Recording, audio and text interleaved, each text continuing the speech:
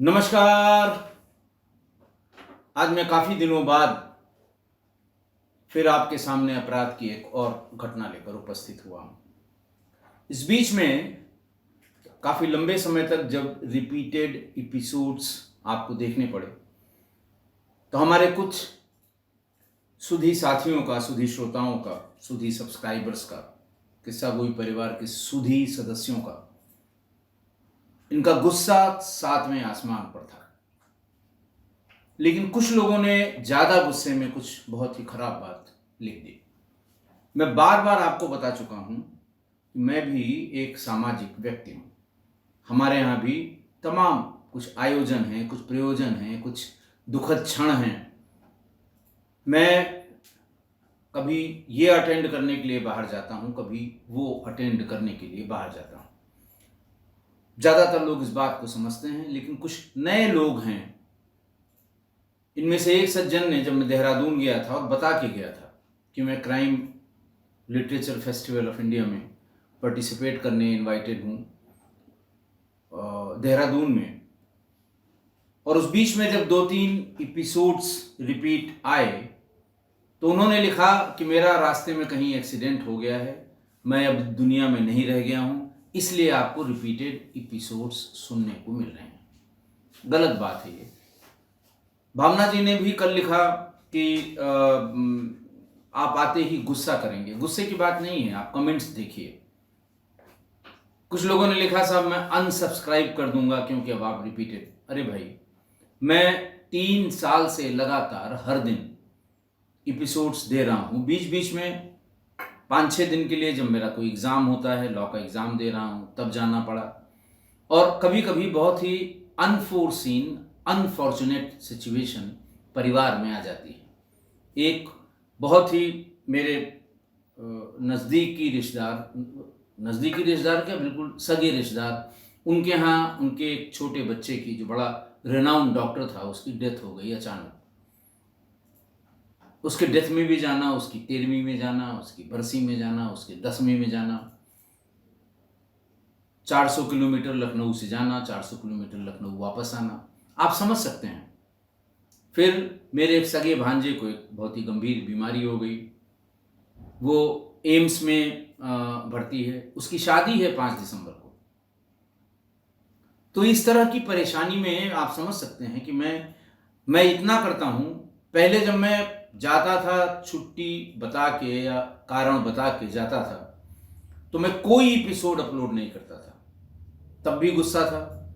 अब मैं ये बता के कि साहब बहुत से नए लोग अभी जुड़े हैं, कोई 6 महीने से, कोई 8 महीने से, कोई साल भर से, तो मैं कोशिश ये करता हूँ कि 3 साल पुराने या 2 साल पुराने अपराध की कुछ घटनाएं जो कुछ सीख देती हैं, उनको रिपीटेड एपिसोड में नए लोग हैं उन्हें देख लें। खाली रखना भी उचित नहीं है कि गैप कर दें। फिर आपत्ति हुई कि साहब इसमें आप एपिसोड नंबर मत डाला करिए, नंबर आप बढ़ा देते हैं और फिर ये रिपीटेड होते हैं, ये ठीक बात नहीं है। मैंने रिपीटेड एपिसोड्स पे उनके नंबर लिखना छोड़ दिया। नंबर उन्हीं के होंगे जो मैं आपके सामने रूबरू आके अपराध के बारे में बताऊंगा। बहरहाल ये बातें हैं, ये मैं आपको इसलिए क्लियर कर रहा था कि ऐसा नहीं है कि अच्छा किसी ने कहा कि अब क्राइम की घटनाएं खत्म हो गई हैं, क्यों बेवकूफ़ बना रहे हैं। ये सब पिछले 10 दिनों के भीतर के कमेंट हैं, कोई भी इन्हें देख सकता है, क्योंकि मैं सामान्य रूप से जब तक कि कोई गाली गलौज न हो, मैं कभी कमेंट डिलीट नहीं करता। शायद ही पूरे इस 900 एपिसोड की जर्नी में 4 या 6 मैंने एपिसोड के बारे में, जो बिल्कुल जैसे रात के समय किसी ने किसी इन्फ्लुएंस में कोई चीज़ किसी के लिए लिख दी, किसी हमारे साथी के लिए किसी कमेंट पर कोई टिप्पणी कर दी, मैं डिलीट कर देता हूँ उसको। लेकिन बाकी सारे कमेंट्स आज भी हैं कि साहब अब बंद करना हो तो बंद ही कर दीजिए, रिपीट मत सुनाइए। अरे भाई, कैसे बंद कर दूंगा? मैं बंद करूंगा तो बता के बंद करूंगा। अपराध कभी खत्म नहीं होगा। ये लिखा है साहब आपके पास अपराध की घटनाएं खत्म हो गई हैं, इसलिए आप रिपीटेड एपिसोड्स डाल रहे हैं। ऐसा बिल्कुल नहीं है। अपराध कब खत्म हो जाएगा? कैसे खत्म हो जाएगा? कहीं खत्म हुआ है क्या? तो इसलिए अपराध, ये समाज जब तक रहेगा अपराध रहेगा। और ऐसी घटनाएं, चाहे वो छोटी हों बड़ी हों, जो कोई सीख दे जाती हैं, जो कोई चेतावनी दे जाती हैं, जो आपके दिमाग को सोचने पर मजबूर करती हैं। उसके भीतर अगर कोई ऐसी बात है जो आपकी नॉलेज में होनी चाहिए, मैं ज़रूर आप तक पहुंचाता हूं। तो इसलिए इसको कतई अन्यथा न लें। हो सकता है फिर कोई ऐसी असामयिक बात हो जाए, मुझे कहीं जाना पड़ जाए, तो मैं बता के जाता हूँ, कम्युनिटी में अपडेट कर देता हूँ। वो रिपीटेड ऊपर लिखा रहता है, फिर भी लोग लिखते हैं कि साहब ये आप पहले सुना चुके हैं। बाकायदे रिपीटेड एपिसोड लिख के कोई चीज़ मैंने चोरी या कोई चीज़ छिपाने वाली बात अब तक नहीं की है। अब आप आज के वाकये पर आ जाएं। आज का वाकया हालिया है, लखनऊ का है और इसका खुलासा कल हुआ है। आज के अखबारों में है, आज के जो वेबसाइट्स खबरों से संबंधित हैं उसमें है। हुआ यूं था कि 6 नवंबर 2023 की सुबह कोई 7 साढ़े 7 बजे मोहनलालगंज थाने पर कुछ फोन लगातार आए कि कल्ली पश्चिम के पास की झाड़ियों में एक नवयौवना, एक नई महिला, वो जिसके शरीर पर तमाम खून, गले से तमाम खून रिस रहा है, लेकिन अभी उसकी सांसें चल रही हैं। आनन फानन में पुलिस पहुंची, एम्बुलेंस लाई गई, उसे एम्बुलेंस पे रख के फौरन पास के अस्पताल पहुंचाया गया। अस्पताल जाने पे डॉक्टर्स ने बताया कि नहीं, अभी ये जीवित है और हम इसको रिवाइव करने का प्रयास करेंगे। शाम तक की मशक्कत के बाद, यानी 6 नवंबर की शाम तक, वो आउट ऑफ डेंजर हो गई। लेकिन दिक्कत ये थी कि उसके गर्दन पर, यानी उसके वोकल कॉर्ड पर इतने डीप और शार्प इंसाइज्ड वुंड्स थे कि वो बोल नहीं सकती थी। पुलिस ने उससे लिख कर पूछने की कोशिश की। पहले जब वो थोड़ा सा चैतन्य होती थी तो कुछ लिख देती थी, लेकिन समझ में नहीं आता था क्योंकि वो शॉक में थी। अगले दिन यानी 7 नवंबर को पुलिस को उसने लिख के अपना नाम बताया। उसने बताया कि उसका नाम नीलम है और वो फतेहगंज पारा की रहने वाली है और एक छोटे से होटल की मालकिन है। कुछ इस तरह से टूटी फूटी बात में जो पुलिस की समझ में आ गया। पुलिस ने ये जानने की उससे कोशिश की कि कौन लोग हैं, क्या हैं, कैसे तुम्हारे साथ ये घटना हुई। तो उसने सिर्फ 2 चीजें बताई। एक तो उसने बताया कि आसमा, मतलब उसने लिख के दिया कि एक आसमा के साथ, मतलब आसमा नाम की कोई महिला है जिसके साथ वो गई होगी। दूसरा लिखा उसने इनोवा। फिर इसके आगे वो तमाम कोशिश के बाद भी नहीं, न बोल सकी, न लिख सकी, न बता सकी। पुलिस के पास ये 2 कीवर्ड थे, इनोवा और आसमा। पुलिस ने वहां आसपास करीब 200 मीटर की दूरी पर एक सीसीटीवी थी। ये अंदाज लगा के कि रात में 11 बजे से सुबह 6 बजे के बीच में कौन कौन सी इनोवा गाड़ियां यहां से गई होंगी, इसको सर्च करना शुरू किया। डीसीपी वेस्ट यानी डीसीपी पश्चिमी राहुल राज अच्छे अफसर हैं, मेरे साथ रायबरेली में तैनात रहे हैं। और ADCP Chiranjeev Nath Sinha, ADCP west, additional DCP west Chiranjeev Nath Sinha, दोनों ही अच्छे अधिकारी हैं, प्रांतीय पुलिस सेवा के अधिकारी हैं और क्राइम पर यानी अपराध पर इनका अच्छा काम प्रीवियस इनके कैरियर में रहा है। इन दोनों ने कई टीमें बनाई। एक तो आसमा नाम की महिला, इस महिला के आसपास अगर कोई रहती हो तो, क्योंकि उसने आसमा कई बार लिखा, तो बहरहाल एक टीम तो उसके लिए कि आसमा कौन है, किसका नाम लेते हैं। घर वाले शायद आसमा के बारे में कुछ बता पाएं, घर में बूढ़े माँ बाप थे नीलम के, उनसे जानकारी करने की कोशिश करें कि आखिरकार ये आसमा है कौन। दूसरा इनोवा के लिए उस सीसीटीवी फुटेज में उस रात यानी 10 बजे से लेके सुबह तक कुल जो गाड़ियां थी 10 इनोवा गाड़ियां वहां से पास हुई थी रात के समय में। मोहनलालगंज का ये थोड़ा सा देहात का इलाका है, कल्ली पश्चिम वहां का डेवलपिंग इलाका है। अभी झाड़ झंखाड़ उसके आसपास बहुत ज़्यादा है। तो ये 10 इनोवा गाड़ियाँ जिनकी नंबर प्लेट के साथ वो उनको पता लगी। एक एक करके सब रजिस्ट्रेशन नंबर जिनके जिनके नाम रजिस्ट्रेशन नंबर थे उनको बुलाया गया। आ गए, सभी आ गए, सभी से पूछताछ हुई। सब ने अपना अपना कारण बताया कि साहब मैं इतने बजे यहाँ से चला, यहाँ चला, यहाँ चला, यहाँ चला और यहाँ पहुँच गया। सभी लोगों की इसको उसकी बात को या उनकी लोकेशन को वेरीफाई करने के लिए आगे और पीछे के सीसीटीवी फुटेज देखे गए। सब की बातें अपनी जगह दुरुस्त निकली, लेकिन एक उसमें से जिसने जो वहां सीसीटीवी फुटेज में नाम नंबर आया था उसने बताया कि साहब गाड़ी तो मेरी ही है, ग्रे कलर की है, यही नंबर है, लेकिन मैं उधर कभी गया नहीं और मेरी फोटो मेरी गाड़ी उस दिन पूरा दिन मेरे घर पे रही, 10 मिनट के लिए फलां बाजार में गई थी, फिर वापस आकर घर में खड़ी हो गई।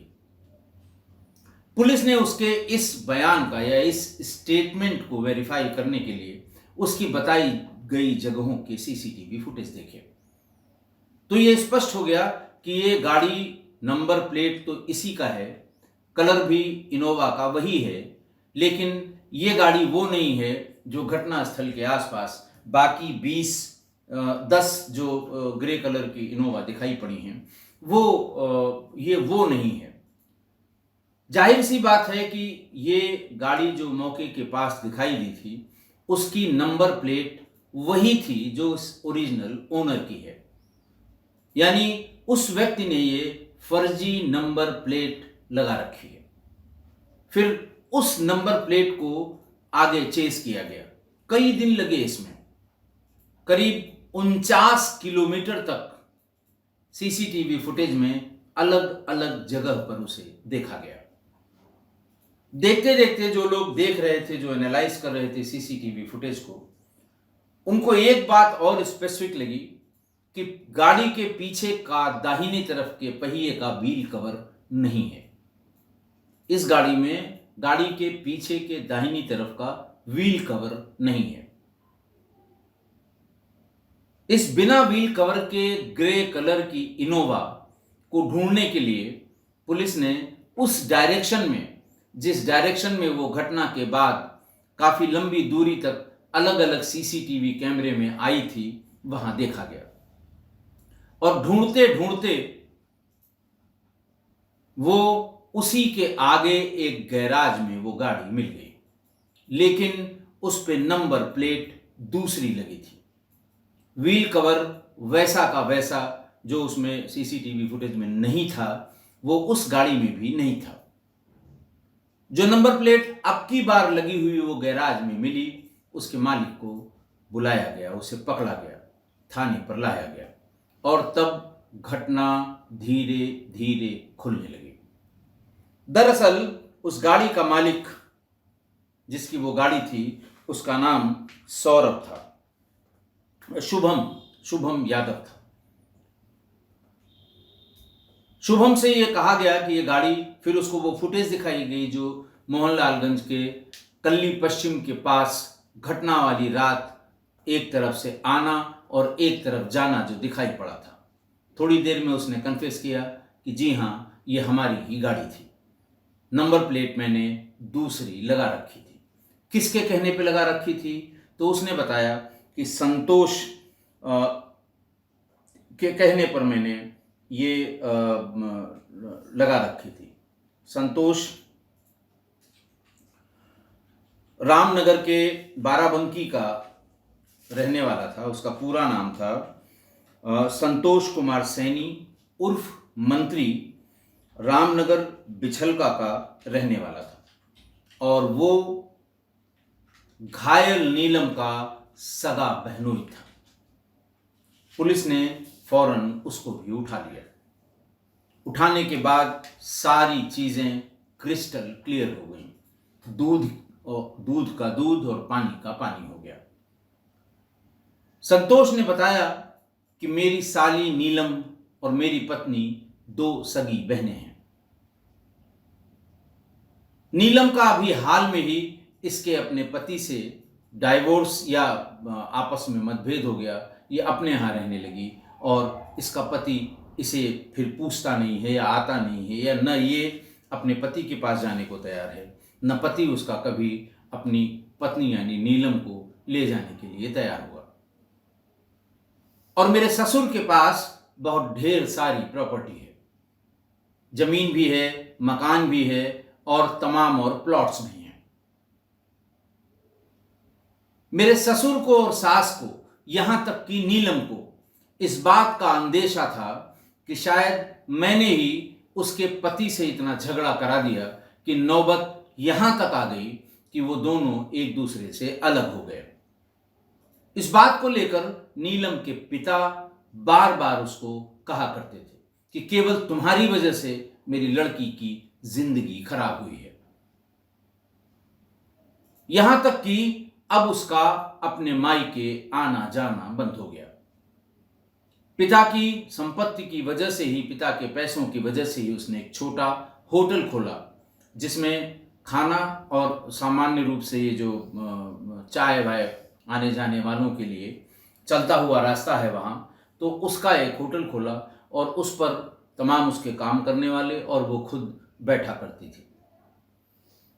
पहले मैं उसी होटल में जाकर या उसी ढाबे में जाकर कभी कभी चाय भी पी लेता था और वो बड़ी इज्जत से हमारी इज्जत करती थी और हमें चाय पानी सब मेरे आते ही मेरा सत्कार किया जाता था। लेकिन धीरे धीरे कड़वाहट इतनी बढ़ गई कि मेरा ससुराल भी आना बंद हो गया और नीलम के उस होटल पर भी जाना बंद हो गया।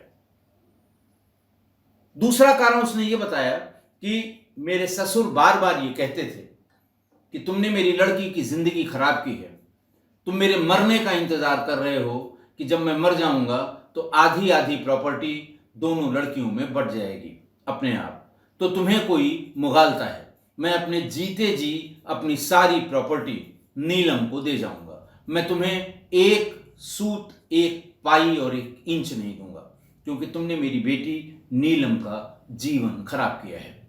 इस बात से संतोष ने कहा, मुझे बार बार बहुत गुस्सा आता था और मुझे बाद की इस डेवलपमेंट से, जब उसका पति से अलगाव हो गया और मेरे नीलम भी और मेरे ससुर भी बार बार जब ये बात कहने लगे, तो मुझे ये शक होने लगा कि या तो इन्होंने सारी प्रॉपर्टी नीलम के हाथ लिख दी है या फिर नीलम को वो बहुत जल्दी सारी प्रॉपर्टी उसके नाम करने वाले हैं। मैं अपने वकील मित्रों के साथ जो रजिस्ट्री, जहाँ रजिस्टर तहसील में इसकी रजिस्ट्री होती होगी या वसीयत रजिस्टर कराई जाती होगी, सब जगह चक्कर लगाकर देख लिया। मैंने इनके जो पारिवारिक वकील हैं उनसे भी किसी दूसरे से संपर्क कराया तो ये पता लगा कि अभी कोई न तो वसीयत की है न कोई रजिस्ट्री की है इसने किसी के नाम। लेकिन ये अंदेशा मुझे बना रहा कि ये जरूर नीलम को ही अपनी सारी प्रॉपर्टी दे देंगे, इस कदर ये मुझसे नाराज हैं। फिर लगभग 3 महीने पहले, ये घटना तो 6 नवंबर की है, करीब 3 महीने पहले मैंने ये डिसाइड कर लिया कि मैं नीलम को अपने रास्ते से हटा दूंगा, क्योंकि अगर सारी प्रॉपर्टी की मालकिन ये हो गई तो मुझे या मेरी पत्नी को कुछ भी नहीं मिलेगा और हमारी दशा सुधरने वाली नहीं है। इसकी तैयारी करने के लिए मैंने दृश्यम 2 को 10 बार देखा कि कैसे सबूतों को, क्योंकि मैं तो उससे बात कर नहीं सकता था, वो मेरे झांसे में आने वाली नहीं थी, मैं कोई ऐसा काम नहीं कर सकता था कि उसके पास जाके उसको मार दूं या उसे किसी बहाने से ले जाके। वो कभी मेरे साथ आती नहीं, वो कभी मेरे साथ कहीं जाती नहीं, और मेरे वहाँ होटल पे पहुँचते ही वो सशंकित हो जाती थी। अपने जो काम करने वाले वहाँ पे कारकुन हैं उनको इशारा कर देती थी, तो वहाँ भी ये करना संभव नहीं था। सीसीटीवी कैमरा भी उसने वहाँ लगवा रखा था।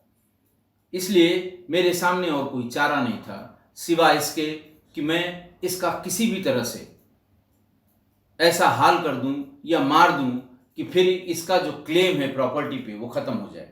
फिर मेरे ससुर के पास कोई और चारा नहीं होगा। उनके मरने के बाद ये सारी प्रॉपर्टी बड़ी लड़की यानी मुझको चली जाएगी। 3 महीने से बार बार दृश्यम देखने के बाद दृश्यम 2 मैंने ग्रे कलर के इनोवा का नंबर नोट किया। ऐसे ही जाते समय कहीं देखा ये नंबर, ये ग्रे कलर की इनोवा है, उससे उसका नंबर मैंने नोट कर लिया। फिर वो नंबर की प्लेट ठीक उसी तरह जैसे उस गाड़ी में थी, ठीक उसी तरह अमीनाबाद में जाकर बनवा ली। लाल बाग में ये नंबर प्लेट का काम बहुत होता है, वहीं किसी से वो प्लेट बनवा ली। खैर, आप नंबर देंगे वो बना देंगे।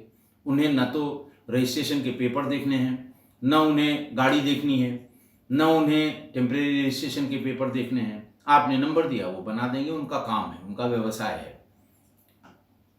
नंबर प्लेट बनवा के रख ली। फिर अपने दोस्त शुभम यादव से संपर्क किया और शुभम से कहा कि किसी भी तरह से इसी कलर की इनोवा किराए पर ढूंढ के ले आओ। शुभम को भी 4-6 दिन लगे, लेकिन वो किराए पर चलने वाली ग्रे कलर की उस इनोवा को ले आया। उसने कहा बिल्कुल फिट गाड़ी मिल गई है, अब इसी पर ये नंबर प्लेट लगा लेनी है। ये तय हो गया। गाड़ी उसने दे दी कि जब जरूरत पड़ेगी तो उससे कह देना कि हमें इस गाड़ी की जरूरत है और फिर ले आना। शुभम यादव ने कहा कि बिल्कुल ठीक है। फिर एक दूसरा दोस्त इसका बहुत ही लंगोटिया यार आसिफ उर्फ अंसारी, उससे संपर्क किया और उससे कहा कि तुम्हारी भतीजी आसमा है, उसको तुम नीलम के ढाबे पर चाय पीने के लिए रोज सुबह भेज दिया करो। उसने पूछा क्यों? बोले वो नीलम से दोस्ती कर रहे। फिर आगे की बात जब उसे पूरा भरोसा आसमा पर हो जाएगा तब मैं आगे की बात बताऊंगा। रोज उसके चाय के और साथ में बटर टोस्ट है बाकी चीजों का जो पैसा था वो उसने अपने दोस्त आसिफ उर्फ अंसारी को दे दिया कि अपनी भतीजी आसमा को ये पैसे दे देना कि वो इसी से रोज अपनी चाय और जो भी जरूरत का सामान वहां मिल सकता है वो नीलम से खरीदा करे। अंसारी ने ठीक यही किया।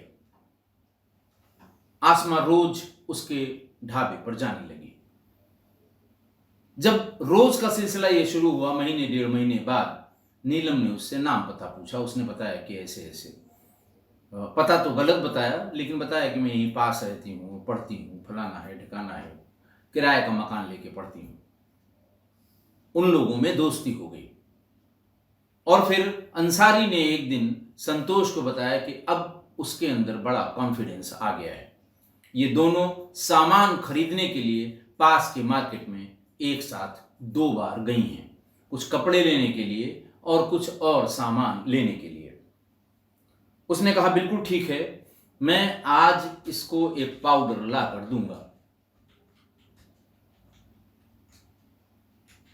आसमा से कहिए पाउडर अपने पास रखे और नीलम से कहे कि हमारे एक दोस्त का भूमि पूजन है उसके प्लॉट का, उसने बुलाया है और शाम का समय दिया गया है, शाम को चलेंगे उसके यहाँ, खाना खा लेंगे, मेरा बहुत जिगरी दोस्त है।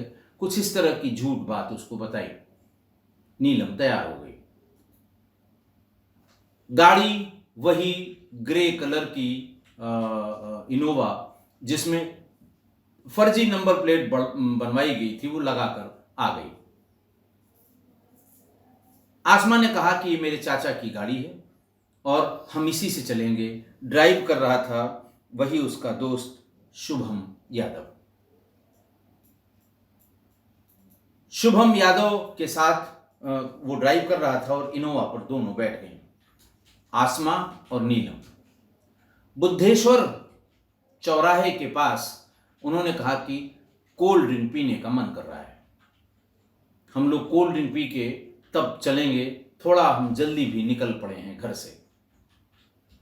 गाड़ी में बैठे बैठे वो उसने कहा बैठिए मैं भी कोल्ड ड्रिंक लेके आती हूँ, और कोल्ड ड्रिंक लाते समय उसने वो पाउडर उसमें मिला दिया आसमा ने। थोड़ी देर बाद आधे घंटे वो वहां से लेके शुभम लेके चला कि ये रास्ता है, ये गलत आ गए हैं, इधर से, अच्छा ठीक है बाएं से मोड़ना था, और वो उसको पता बताती रही। आधे घंटे में नीलम बेहोश हो गई। फिर संतोष और उसका एक और दोस्त, उसका दोस्त आसिफ, इन दोनों को फोन से शुभम ने बताया कि बेहोश हो गई है। चौराहे पर, जिस चौराहे पर पहले नियत चौराहे पर पहुंचे, वो दोनों भी गाड़ी के भीतर आ गए। फिर गाड़ी को लेकर ये वहां से मोहनलालगंज की तरफ यानी इलाहाबाद वाली रोड पर निकले और रास्ते में उन्होंने गला दबाकर नीलम को मार दिया। अपने हिसाब से उन्होंने मार दिया। फिर उसे लेकर घूमते रहे कल्ली पश्चिम के पास, जहां उन्हें बिल्कुल सुनसान और अंधेरा दिखाई पड़ा। वहां उसको घसीट कर इनोवा गाड़ी से झाड़ियों में फेंकने के लिए जब बाहर निकाला तो उसके हाथों में और बदन में गर्मी भी थी और उसकी उंगलियां चलने लगीं। शायद वो पकड़ने की कोशिश कर रही थी। सभी डर गए, आसमा, शुभम, अंसारी और संतोष, कि ये तो जिंदा है। गाड़ी में जो शेविंग किट पुराने जमाने वाली होती है, जिसमें ब्लेड भी होता है, वो ब्लेड निकाली शुभम ने और उसको संतोष को दिया कि गला इससे काट दो, नहीं सारे लोग फंसेंगे। पहले शुभम ने पहले संतोष ने उसके गले पर चीरे लगाए, फिर उसके बाद चीरा लगाया आसमा ने, और फिर सब अपनी अपनी, अरे नहीं ठीक से नहीं लगाया, अभी भी उंगली चल रही है इसकी, एक के बाद एक 4-5 चीरे उसके गर्दन पर लगाए। वो ब्लीड करने लगी, प्रोफ्यूजली ब्लीड करने लगी, और इन लोगों को इत्मीनान हो गया कि अब इसे कोई नहीं, अगर थोड़ी बहुत जान बची भी होगी तो अब इसे कोई नहीं बचा पाएगा। उसे मरा समझकर वहां से चले और फिर जहां ओरिजिनल नंबर प्लेट गाड़ी की रखी थी शुभम यादव ने, वहां नंबर प्लेट लगाई और फिर उसको एक गैराज में खड़ा कर दिया उसके मालिक के पास। फिर वहां से इत्मीनान से लोग चले आए। सबके कपड़ों में ब्लड लगा था, ब्लड सब धोया, साफ किया और अपने अपने काम में लग गए। लेकिन तफ्तीश करते करते करीब करीब आप ये समझें कि करीब करीब 10 दिन लग गए। उस बिना व्हील कवर की गाड़ी को ढूंढने के लिए 1900 कैमरों की, सीसीटीवी कैमरों की फुटेज देखी गई। 9 टीमें बनी और उसी टूटे हुए जो उसका व्हील कवर था, उसी के सहारे पहुंचते पहुंचते पुलिस 9-10 दिन में ही उसने इसका, सभी गिरफ्तार हो गए। अंसारी भी गिरफ्तार हो गया, शुभम यादव भी गिरफ्तार हो गया, संतोष भी गिरफ्तार हो गया और आसमा भी गिरफ्तार हो गई।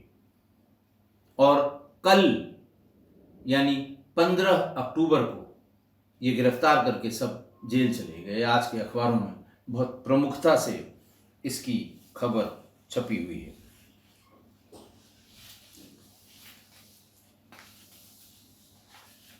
आज की घटना, नीलम के पिता ने नीलम से बताया करते थे हमेशा कि तुम्हारा जीजा जो संतोष है, उसी के लगाने बुझाने के हिसाब से या उसी के लगाने बुझाने के कारण तुम्हारे पति से विवाद हुआ, अनबन हुई और आप दोनों लोग अलग हो गए। तुम्हारी जिंदगी तुम्हारे बहनोई ने बर्बाद कर दी और उससे हमेशा होशियार रहना। देखिए, वो बाप था, उसके मन में शायद ये भान रहा होगा कि संतोष अपनी साली के नज़दीक आना चाहता होगा, इसीलिए उसने ऐसा विवाद कराया कि इसके पति से अलगाव हो जाए। और इस बात को उसके पिता, नीलम के पिता, बार बार कहते थे कि उससे दूर रहना, उसे पास ना आने देना, ये सब उसी की करामात है। मैं समझ रहा हूँ किस लिए उसने ऐसा किया होगा। इसलिए किया होगा ताकि उसको आने जाने में, मिलने जुलने में और बातचीत करने में आसानी हो। नीलम हालांकि इसको कहती रही कि नहीं, ऐसा नहीं होगा, वो हमारे पति का ही ये इस तरह का व्यवहार था कि हमारा उसका बिगाड़ हुआ, ऐसा लगता नहीं है कि ये संतोष ने कराया होगा। बहरहाल संतोष के प्रति उनके पिता ने ये जब बातें बताई तो नीलम की भी मानसिकता संतोष के प्रति खराब हो गई और उसने मना किया कि आप घर पर नहीं आएंगे, आप मेरी दुकान पर भी नहीं आएंगे। सब जगह आना जाना बंद हो गया और पिता उसके बार बार यही कहते रहे कि संतोष के चक्कर में मत पड़ना। जब इस तरह का व्यवहार संतोष ने नीलम का देखा तो वो उसने आना जाना बंद कर दिया। हालांकि उसके दिमाग में ये था कि बहुत संपत्ति है मेरे ससुर के बाद, इनके मरने के बाद आधी आधी संपत्ति नीलम और मेरी पत्नी के बीच में बढ़ जाएगी, और पर नाराजगी के कारण बढ़ जाएगी, ये उसका अनुमान था।